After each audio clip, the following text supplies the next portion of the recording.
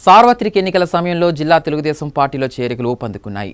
విజయనగరం నియోజకవర్గం గొల్లలపేట పంచాయతీ కోరాడపేట గ్రామానికి 80 కుటుంబాల వారు వైసీపీని వీడి తెలుగుదేశం పార్టీలో చేరారు.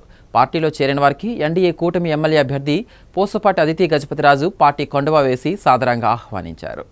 విజయనగరం నియోజకవర్గంలో వైసీపీకి భారీ షాక్ తగిలింది. విజయనగరం మండలం గొల్లలపేట పంచాయతీ కోరాడపేట గ్రామానికి చెందిన వైకాపా నాయకులు కోరాడ శ్రీకాంత్, కోరాడ వేణుగోపాల్, బంకపల్లి శ్రీను, పిల్లి సునీల్ కుమార్ తో పాటు 80 కుటుంబాల వారు సోమవారం వైసీపీని వీడి తెదేపా తీర్థం పుచ్చుకున్నారు. విజయనగరం టీడీపీ జిల్లా కార్యాలయం అశోక్ బంగ్లాలో ఎన్డీఏ కూటమి అభ్యర్థి పూసపాటి అదితి గజపతిరాజు పార్టీలో చేరిన వారందరికీ కండువాలు కప్పి సాదరంగా పార్టీలోకి ఆహ్వానించారు. పార్టీ అభివృద్ధికి రెట్టించిన ఉత్సాహంతో పనిచేయాలని సూచించారు. ఈ సందర్భంగా ఆమె మాట్లాడుతూ వైసీపీ పాలనతో విసిగి వేసారిన ప్రజానికం పెద్ద ఎత్తున తెలుగుదేశం పార్టీలో చేరుతున్నారని అన్నారు. పార్టీలో చేరికలు చూస్తుంటే రానున్న ఎన్నికలలో వైసీపీ నాయకులు తట్టా బుట్టా సర్దుకోవటం ఖాయమన్నారు. ఈ ఎన్నికలలో ప్రజలంతా తమ ఓటుతో రాష్ట్రంలో సాగుతున్న రాక్షస పాలనకు అంతం పలికి అభివృద్ధి పాలనకు స్వాగతం పలకాలని పిలుపునిచ్చారు.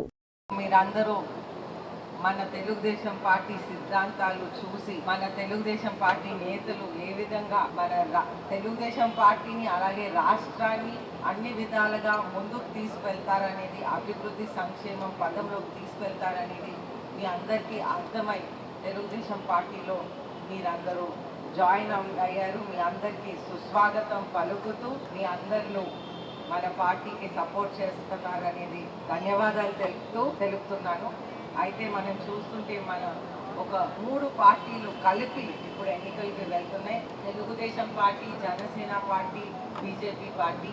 అయితే నేను ఒక ఉమ్మడి అభ్యర్థిగా నన్ను ఇక్కడ బాధ్యతలు అప్పచెప్పారు విజయనగరం కోసం.